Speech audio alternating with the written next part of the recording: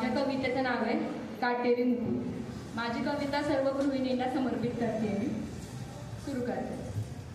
हल्ली मोबाईल बघत बसले की मुलं ओरडतात, म्हणतात, आई तो एखादा छंद का नाही जोपासला ग? मी हसून म्हटलं, साठी आली आता, कसला छंद आणि कसलं काय? साधं बाहेर चालून यावं म्हटलं तरी दुखतात दोन्ही पाय।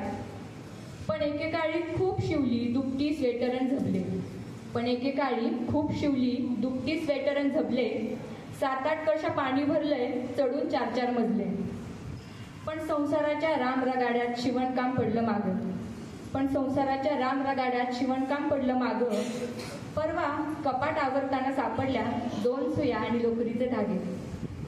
पण आता हात बोलायला लागले, डोळेही झालेत कमजोर, पण आता हात बोलायला लागले, डोळेही झालेत कमजोर।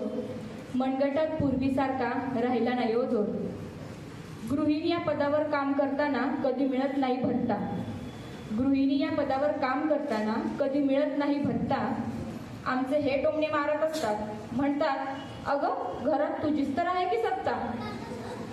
तशी आता पदोन्नती झालीये, तशी आता पदोन्नती झालीये।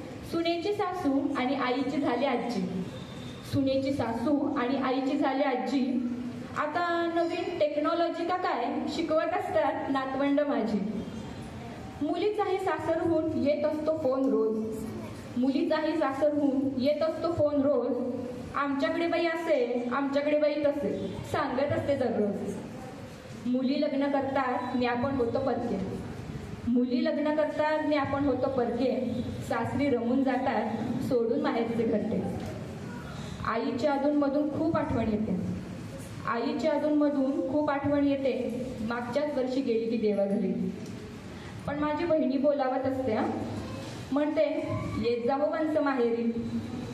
पण मीच म्हणते नको ग बाई, आता मी बरी आणि माझं घर। मीच म्हणते नको ग बाई, आता मी बरी आणि माझं घर।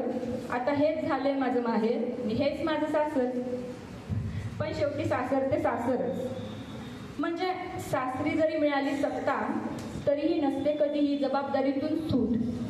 सासरी जरी मिळाली सत्ता तरी नसते कधीही जबाबदारीतून सूट। कारण गृहिणी हे फक्त पद नसून तो तर आहे एक काटेरी मुकुट, कारण गृहिणी हे फक्त पद नसून तो तर आहे एक काटेरी मुकुट। धन्यवाद।